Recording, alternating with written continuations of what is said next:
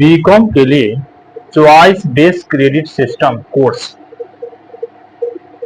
2024-28 session 2024-28 session के student के first semester का बुक फिनेंशियल अकाउंट जो सभी ग्रुप के लिए पढ़ना है। इस फिनेंशियल अकाउंट में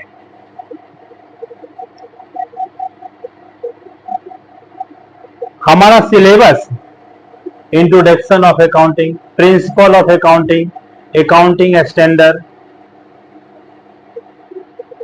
account for double entry system जिसमें हम डेबिट और क्रेडिट का रूल पढ़ते हैं, जिसमें पर्सनल अकाउंट, रियल अकाउंट और नॉमिनल अकाउंट के रूप में अकाउंट को बांटा गया है। फिर टाइप्स ऑफ अकाउंट, उसके बाद फाइनल अकाउंट सिर्फ सोल ट्रेडिंग जिसमें एडजस्टमेंट के साथ रहता है।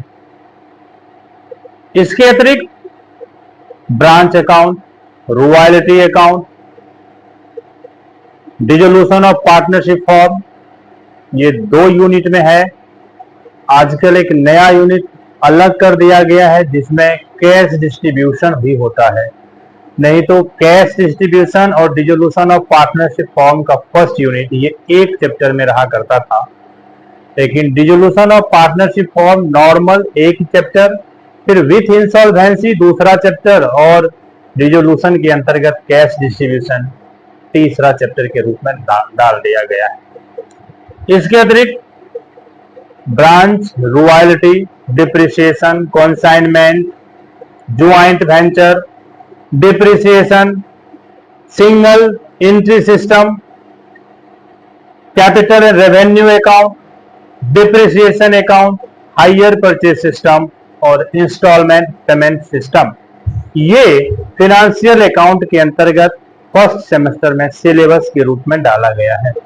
इसमें जो कॉमर्स के स्टूडेंट हैं जिनका बेस 11th-12th में कॉमर्स है, उनको introduction of account, rules for debit credit, accounting principle, accounting standard, ये सिर्फ रिवाइज के रूप में पढ़ना है क्योंकि उनके द्वारा ये माना जाता है कि वो पढ़ चुका है।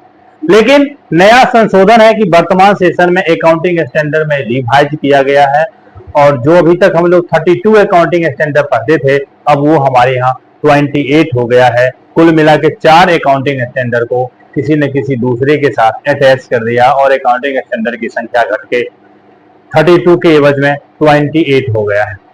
तो अकाउंटिंग स्टैंडर्ड थोड़ा सा फ्रेश से रिवाइज कर लेना है। जर्नल 1-2 क्वेश्चन बनाना है, लेजर बनाना है, ट्रायल बैलेंस बनाना है, ट्रायल बैलेंस का रेटिफिकेशन करना है। उसके बाद फाइनल अकाउंट नॉर्मल जिसमें ट्रेडिंग, पीएल और बैलेंस शीट, फिर सबका एडजस्टमेंट, इसको प्रैक्टिस करना है। फिर अब आगे जो चैप्टर हमारा शुरू होता है वो हमारा पार्ट 1 लेवल का चैप्टर है जो हमारे लिए न्यू वर्जन होता है, जिसमें branch account, royalty account, department account, consignment account, dissolution का 3 chapter, hire purchase account, instalment payment account और डिप्रिसिएशन थोड़ा बहुत 11th में पढ़ा हुआ है, लेकिन यहाँ उससे थोड़ा सा स्टैंडर्ड ज्यादा है, इसलिए इस टॉपिक को विशेष रूप से पढ़ना है। तो अभी हम अपने इस वीडियो में रॉयल्टी चैप्टर को डाल रहे हैं। ये रॉयल्टी है क्या? पूरा दुनिया इसी के लिए भागता है। रॉयल्टी आज हम काम किए, इसका अवार्ड हमको जब तक दुनिया है तब तक मिलते रहे, हम नहीं रहे तो हमारे वंशज को, हमारे उत्तराधिकार को मिलते रहे।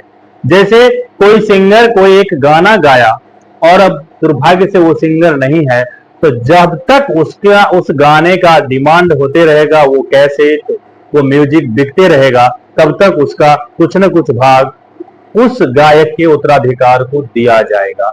ये जो कुछ भाग हम गायक है तो गायक को गायक के मरने के बाद उसके उत्तराधिकार को देते हैं, यही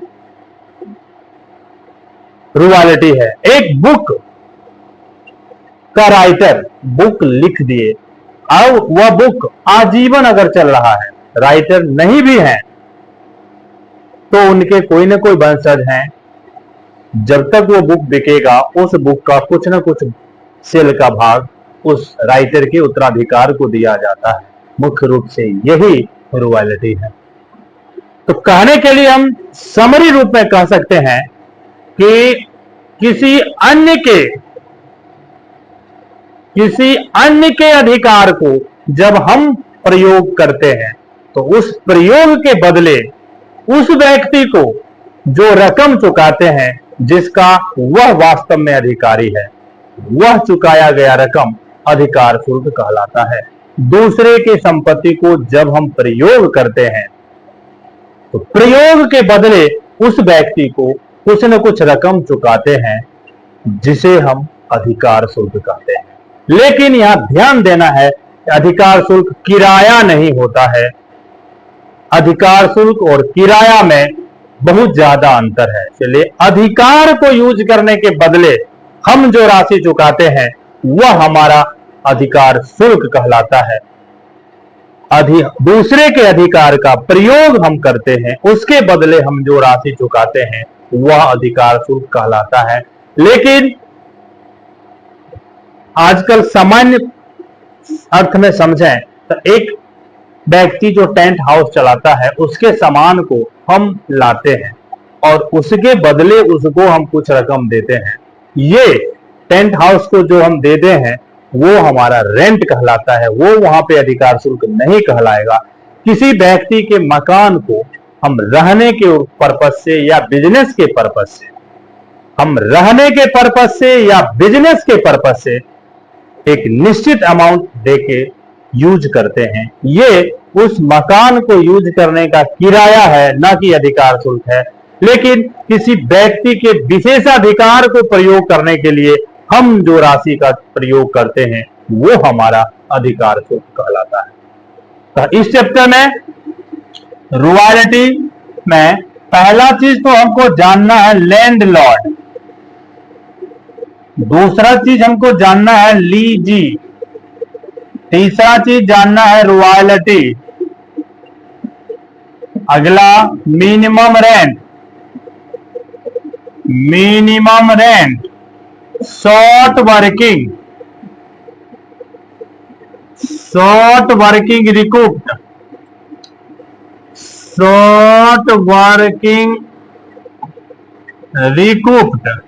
और अमाउंट पेड टू लैंडलॉर्ड, और unrecouped short working transfer to PL account. ये टर्म बेस है इस चैप्टर के लिए रॉयल्टी के अंतर्गत। तो लैंडलॉर्ड जिस व्यक्ति के अधिकार को प्रयोग करने के लिए हम लेते हैं वह व्यक्ति लैंडलॉर्ड कहलाता है, और जो प्रयोग का अधिकार प्राप्त करता है वह लीजी कहलाता है, वह पट्टेदार कहलाता है। वास्तव में जो संपत्ति का प्रयोग करता है, जो अधिकार का प्रयोग करता है वह लीजी, लेकिन वह संपत्ति या अधिकार जिस व्यक्ति का है वह लैंडलॉर्ड। अब बुक में यह स्पष्ट किया गया है कि अधिकार शुल्क तो तब है जब हम उसको यूज करें, लेकिन हम सिर्फ ले लिए कि दीजिए इसका हम यूज करेंगे और हम यूज ही नहीं किए तो क्या हम उस व्यक्ति को अधिकार शुल्क नहीं देंगे? इसके लिए अकाउंट में एक रूल दिया गया कि एक अमाउंट फिक्स कर दिया कि आप ले रहे हो तो यूज करो या ना करो, आपको इतना रुपया देना पड़ेगा। तो वो जो अमाउंट हम तय करते हैं वो हमारा मिनिमम रेंट कहलाता है। इस रॉयल्टी और मिनिमम रेंट के बीच उत्पन्न होता है short working is equal to minimum rent minus royalty, minimum rent minus royalty. वास्तव में क्या किराया तय किया गया है और हम क्या उपार्जन कर रहे हैं, इस दोनों के बीच के अंतर को शॉर्ट वर्किंग कहते हैं। फिर शॉर्ट वर्किंग रिकूप्ड, इसी का उल्टा, जिस ईयर में रॉयल्टी अधिक हो जाता है मिनिमम रेंट से, उस ईयर में हम अधिक पैसा का प्रयोग कम प्रयोग किए गए वर्ष के एडजस्टमेंट में रख लेते हैं, जिसको शॉर्ट वर्किंग रिकूप्ड कहते हैं। फिर जो भी किराया तय किया गया था उस किराए को हम लैंडलॉर्ड को पेमेंट करते हैं। फिर एक निश्चित अवधि में यदि हम शॉर्ट वर्किंग को एडजस्ट नहीं कर पाते हैं तो उसको loss, profit and loss account में ट्रांसफर करते हैं। Unrecovered short working transfer to profit and loss account. और इस सब को एक एनालिटिकल टेबल में, इस सब को एक एनालिटिकल टेबल में हम लिखते हैं, एनालिटिकल टेबल में लिखते हैं। और ये एनालिटिकल टेबल, ये जो हमारा 8 नाम है, इस 8 नाम के 8 कॉलम में बट जाता है एनालिटिकल टेबल, जो कुल 8 कॉलम 1 2 3 4 5 6 7 और 8 कॉलम के रूप में बढ़ता है। जो पहला ईयर, दूसरा आउटपुट, तीसरा रॉयल्टी, चौथा minimum rent, short working recouped, amount paid to landlord और unrecouped short working transfer to PL account. इस रूप में विभक्त होता है। कोई भी क्वेश्चन को हम इस एनालिटिकल टेबल के माध्यम से ही सॉल्व करेंगे। और जब ये एनालिटिकल टेबल बनता है तो बनाने के बाद 3 सिचुएशन उत्पन्न होता है। पहला, when royalty is more than minimum rent. दूसरा, when royalty is less than minimum rent.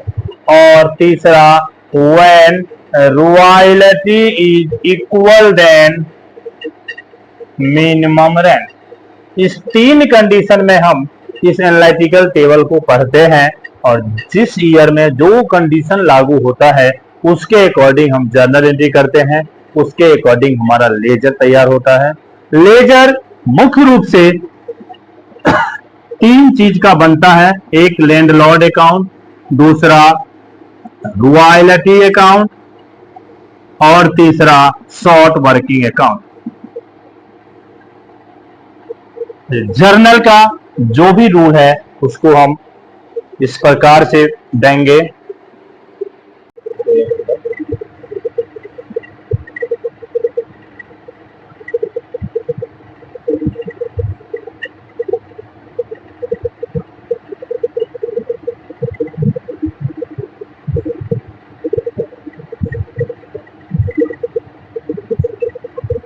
First condition है when royalty is more than minimum rent, जिसके अंतर्गत point number A, for earn royalty account दिया to landlord account being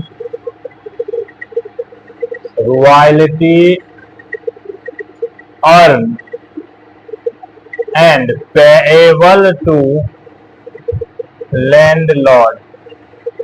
दूसरा, landlord account DR to bank account, landlord account DR to bank account being amount paid to landlord for amount paid.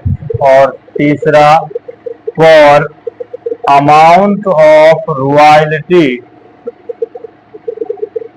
Transfer to PL account, तो PL account DR to royalty account being royalty transfer to PL account। दूसरा condition है when royalty is less than minimum rent, when royalty is less than minimum rent। इसके अंतर्गत भी point A, for earn royalty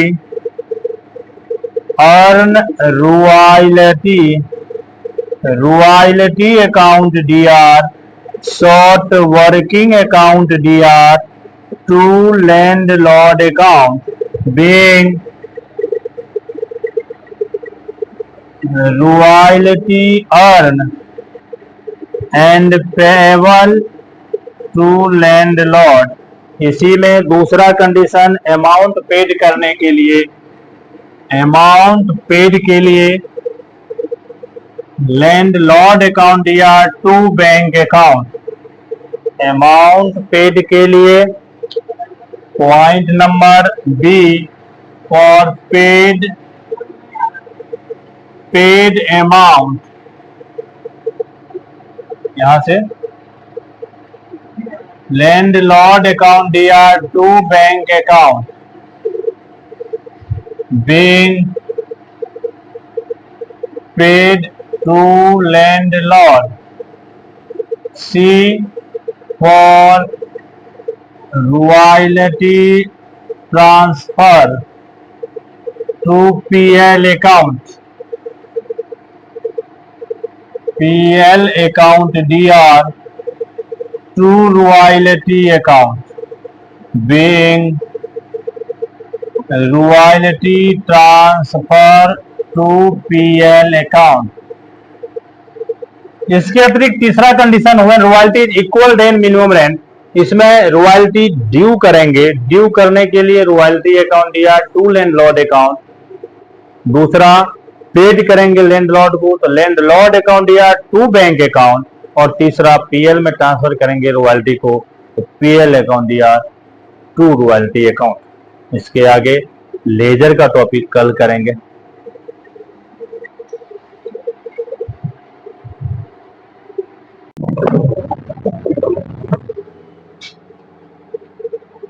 first question royalty chapter से है।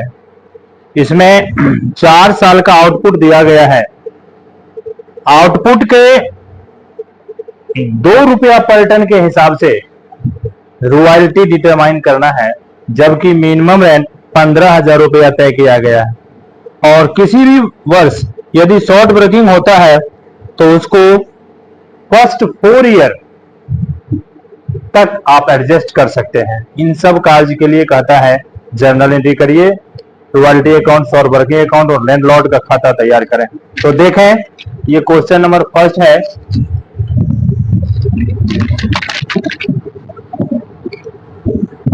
2018 पहला साल है, दूसरा साल 2019, फिर 2020 और 2021। ये 4 साल का हमारे पास रिकॉर्ड है इस क्वेश्चन में दिया हुआ। 2018 के लिए आउटपुट 2000 है, आउटपुट पर टन में है। इसके बाद 19 में 4000 है, 19 के बाद इसमें 8000 है और 21 में 12000 है। आउटपुट का at the rate of R2 पर टन के हिसाब से रॉयल्टी है। तो सब में आप 2 से गुणा कर रहे हैं, तो 2 दूनी 4000, 4 दूनी 8000, 8 दूनी 16000, 12 दूनी 24,000। मिनिमम रेंट तय किया गया है 15,000, तो प्रत्येक कंडीशन के लिए आपका मिनिमम रेंट 15,000 हो जाएगा। प्रत्येक कंडीशन के लिए मिनिमम रेंट 15,000। शॉर्ट वर्किंग यहाँ तय हुआ है, इस दोनों का डिफरेंस 11,000 शॉर्ट वर्किंग है। रिकॉर्ड में कुछ नहीं, क्योंकि एक क्वेश्चन के एक ईयर में या तो शॉर्ट वर्किंग होगा या तो रिकॉर्ड होगा। 15,000 हमको यहाँ ओनर को पेड करना है, जबकि हम काम किए 4,000 का है, इसीलिए 11,000 हमारा शॉर्ट लग गया, शॉर्ट वर्किंग हो गया। इसमें कुछ नहीं। यहाँ पे हम काम किए 8,000 का, 15,000 हमको किराया के रूप में देना है, तो यहाँ पे 7,000 हमारा शॉर्ट वर्किंग हो गया। यहाँ 15,000 हमको ओनर को देना है और काम हो गया 16,000 का, तो 1,000 हम रिकॉर्ड में ले लिए। यहाँ पे 15,000 हमको ओनर को देना है, काम हुआ 24,000 का, तो 9,000 रुपया हम रिकॉर्ड कर लिए। ठीक है, अब 11 और 7 18,000 आपका ये टोटल शॉर्ट वर्किंग है, जबकि आप रिकॉर्ड किए 9 और 1 10,000। 18 नुकसान था, 10 आप एडजस्ट कर पाए, तो कितना नहीं एडजस्ट कर पाए? 8000। जो एडजस्ट नहीं कर पाए वो 8000 हमारा अनरिकव्ड शॉर्ट वर्किंग जो ट्रांसफर करते हैं पीएल अकाउंट में यहाँ आता है। ठीक है, इसको फिर से एक बार देखते हैं। 18, 19, 20 और 21 4 साल का हमारे पास ये आउटपुट क्रम से दिया हुआ है, 2000, 4000, 8000 और 12000। आउटपुट के 2 रुपया के हिसाब से हमारा रॉयल्टी है, जो प्रत्येक आउटपुट में हम 2 से इंटू कर दिए तो हमारा रॉयल्टी निकल गया। किराया तय किया गया है मिनिमम रेंट 15000। अब हमको 15000 पेमेंट करना है लैंडलॉर्ड को, 4000 का ही हम काम किए हैं तो 11000 मेरा नुकसान है। 15000 सेकेंड ईयर में हमको पेड करना है, काम किए 8000 का तो 60,000 नुकसान हुआ। यहाँ 15000 पेमेंट करना है, काम हुआ 16000 का तो 1000 हमको प्रॉफिट हुआ जो रिकॉर्ड में आ गया। यहाँ 15000 हमको पेमेंट करना है, काम किए 24000 का तो 9000 हमको प्रॉफिट हुआ जो रिकॉर्ड में आ गया। कुल शॉर्ट वर्किंग हुआ 18000, कुल रिकॉर्ड हुआ 10000, तो अनरिकॉर्ड बच गया। इस दोनों के बीच का अंतर 8000, जिसको हम पीएल भेजे। और अब जर्नल एंट्री में 3 तरह का सूत्र कल देखे थे, जिसमें था रॉयल्टी मिनिमम रेंट से कम हो, रॉयल्टी मिनिमम रेंट से अधिक हो, रॉयल्टी मिनिमम रेंट के बराबर हो। इस क्वेश्चन में आप देखते हैं कि रॉयल्टी इस 2 जगह पे मिनिमम रेंट से कम है और 2 जगह पे ज्यादा है, अर्थात उस 3 फार्मूला से 2 फार्मूला का यहाँ पे यूज होगा, जब रॉयल्टी कम हो और जब रॉयल्टी ज्यादा हो। तो उसके अकॉर्डिंग हम जर्नल एंट्री करेंगे। जर्नल एंट्री आप लोग फॉर्मेट ले लें या हम भी पूछ लेते हैं फॉर्मेट। बिना फॉर्मेट का क्वेश्चन नहीं करना है।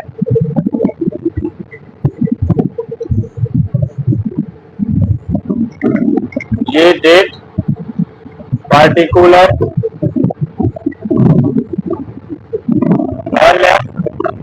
DRMR, CRMR, RS और RS। ये 2018 पहला साल है जिसका हम फर्स्ट एंट्री करते हैं रॉयल्टी अर्न करने का। क्योंकि रॉयल्टी कम है तो कम वाला सूत्र होता है royalty account DR, short working account DR, to landlord account, to landlord account royalty earn and payable to landlord, payable to landlord. Royalty 4000, short working 11000 और पेएबल हमको लैंडलॉर्ड को करना है 15000, जिसको सेकेंड नंबर एंट्री में हम पेड करते हैं landlord account DR। To cash लिखें या बैंक लिखें, टू बैंक अकाउंट, दोनों में से कुछ भी आप लिख सकते हैं, कैश भी बैंक भी। Amount paid to landlord, amount paid to landlord. तीसरा नंबर एंट्री रॉयल्टी को पीएल में ट्रांसफर करते हैं, PL account DR to royalty account, PL account DR to royalty account. Royalty पहला साल 4000 है तो 4000 रुपया को हम पीएल में ट्रांसफर करेंगे। Being amount of royalty transfer to PL account.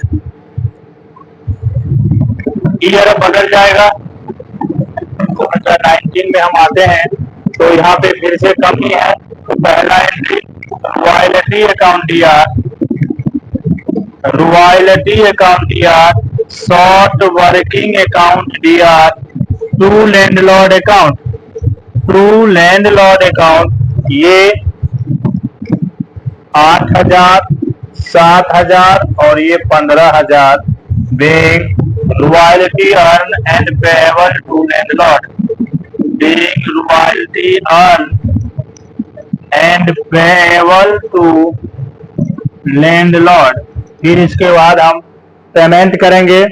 Payment करने के लिए फिर से वही एंट्री होगा, रॉयल्टी अकाउंट DR, पेमेंट कर दें 2019 में ही। दूसरा नंबर एंट्री रॉयल्टी पेमेंट करने के लिए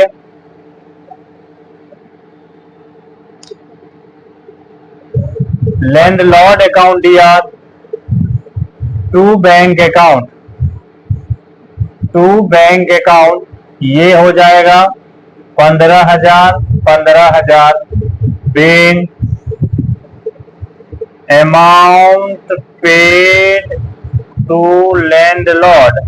और तीसरा नंबर एंट्री PL में रॉयल्टी को ट्रांसफर करते हैं, PL account DR to royalty account 8,000 being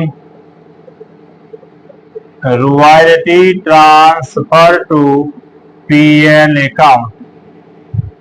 2020 में पहला एंट्री, अब यहां देखें 20 में रॉयल्टी अधिक है, तो जब रॉयल्टी अधिक है, royalty is more than minimum rent, तो उस कंडीशन का हम रूल्स अप्लाई करेंगे, यहां से बदल जाएगा royalty account DR to landlord account 16,000 being royalty earn and payable. इसके बाद हम पेमेंट करेंगे लैंडलॉर्ड अकाउंट DR 16,000 जो इसको देना है, हम वास्तव में पेमेंट करेंगे 15,000 और 1,000 हम शॉर्ट वर्किंग के बदले रिकूप्ड करेंगे, ट्रू शॉर्ट वर्किंग यहाँ कर देंगे 1,000 being amount paid to landlord after recouped। और तीसरा PL में भेज देंगे, PL account DR to royalty account 16,000 being royalty transfer to PL account. इसके बाद 2021 में पहला, यहां भी रॉयल्टी अधिक ही है, तो royalty account DR to landlord account 24,000 being royalty earn and payable. 2021 का दूसरा entry landlord account DR to bank account to short working account, ये 24,000 के जगह 15,000 हम पेमेंट करेंगे, 9,000 रिकूप्ड करेंगे, being amount paid after recouped. तीसरा PL में भेजेंगे रॉयल्टी को, PL account DR to royalty account 24,000 और यहाँ पे लास्ट ईयर है, इसलिए जो अनरिकूप्ड है इसको भी हम PL में भेजेंगे, टू अनरिकूप्ड शॉर्ट वर्किंग अकाउंट 8,000। 24 और 8 मिलके 32,000 PL में जाएगा, being royalty and unrecouped short working transfer to PL account. इस तरह से जर्नल एंट्री का काम जब खत्म होता है तो हम बनाते हैं royalty account, short working account और लैंडलॉर्ड अकाउंट। लेजर का जो हमारा फॉर्मेट होता है, डेट पार्टिकुलर JF अमाउंट, फिर से डेट पार्टिकुलर JF और अमाउंट। इस तरह से हम फॉर्मेट खींच लें और तब रॉयल्टी प्रत्येक ईयर का अलग अलग हम यहाँ पोस्टिंग करेंगे। पहला साल हमारा 2018 है, 2018 में फर्स्ट एंट्री में रॉयल्टी डेबिट है, इसीलिए क्रेडिट वाला चीज डेबिट में लिखेंगे। टू लैंडलॉर्ड अकाउंट, रॉयल्टी के सामने यहाँ 4,000 है। और तीसरा नंबर एंट्री में रॉयल्टी क्रेडिट है, तो क्रेडिट में लिखेंगे बाय PL अकाउंट और इसमें कोई भी शेष नहीं बचता है, इसीलिए बैलेंस सीडी बीडी नहीं होता है। जितना अमाउंट रॉयल्टी डेबिट में एलएल उतना ही से क्रेडिट में पीएल। 2LL अकाउंट 2019 में फिर से आते हैं तो 8000 बाय पीएल अकाउंट 8000। फिर 2020 में 2LL अकाउंट एल अकाउंट 16000 और 2020 में by PL account 16000 by PL account 16000। 2021 में 2LL अकाउंट 24000। 2021 में बाय एलएल अकाउंट 24000। ये रॉयल्टी का अकाउंट। इसके बाद एलएल लैंडलॉर्ड का अकाउंट, सेम फॉर्मेट से हम लैंडलॉर्ड का अकाउंट भी बनाएंगे। लैंडलॉर्ड अकाउंट, लैंडलॉर्ड पहला में क्रेडिट में है, इसीलिए 2018 में क्रेडिट में लिखाएगा by royalty account by short working account. Royalty में 4000, शॉर्ट वर्किंग में 11000, टोटल 15000। 2018 में यहां लिख दें। To bank account 15000। इसमें भी कोई सीडी बीडी नहीं निकलता है, दोनों तरफ equal. 2019 by royalty account 8000 by short working account 7000, total 15000। 2019 के डेबिट में टू बैंक अकाउंट कर लेंगे। To bank account 15000। 2020 में बाय रॉयल्टी अकाउंट 16000। 2020 में to bank account 15000, to short working account 1000, 16000। 2021 में by royalty account 24000, 24000 total. To bank account 15000, to short working account 9000, total 24000। इसके बाद तीसरा कॉलम बनेगा शॉर्ट वर्किंग अकाउंट का। शॉर्ट वर्किंग अकाउंट इसे समझना विशेष रूप से महत्वपूर्ण होता है, इसी में थोड़ा बहुत प्रॉब्लम है, बाकी में तो डेबिट और क्रेडिट का अमाउंट इक्वल होते चलता है। शॉर्ट वर्किंग में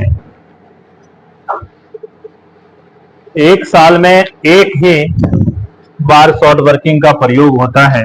2018 में आप देखते हैं डेबिट में शॉर्ट वर्किंग है, तो डेबिट में हम लिखेंगे 2LL अकाउंट 11000 और 11000 मिलाने के लिए लेजर के रूल के हिसाब से दूसरी तरफ बाय बैलेंस सीडी कर देंगे।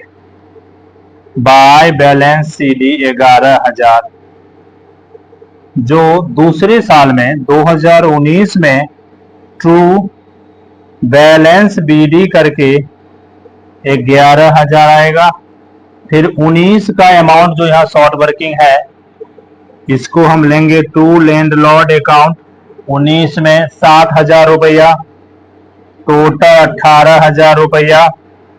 ये 2019 में बाय बैलेंस सीडी हो जाएगा 18,000। 2020 में ट्रू बैलेंस बीडी 18,000। आप 2020 में यहाँ रिकॉर्ड कर रहे हैं। 2020 शॉर्ट वर्किंग क्रेडिट है, तो 2020 में बाय एल अकाउंट 1000। और एक चीज ध्यान रखेंगे, जिस समय शॉर्ट वर्किंग हुआ तो लैंडलॉर्ड अकाउंट डेबिट में, जिस समय हम शॉर्ट वर्किंग रिकूप कर रहे हैं तो लैंडलॉर्ड अकाउंट क्रेडिट में। ये 18,000 यहाँ लेके आए तो यहाँ डिफरेंस होगा 17,000, जो हमारा बैलेंस सीडी। ये 2021 में फिर ट्रांसफर होके आएगा to balance BD. Balance BD 17,000 और 2021 में हम फिर से लेंगे बाय एल अकाउंट 2021 में यहाँ 9,000।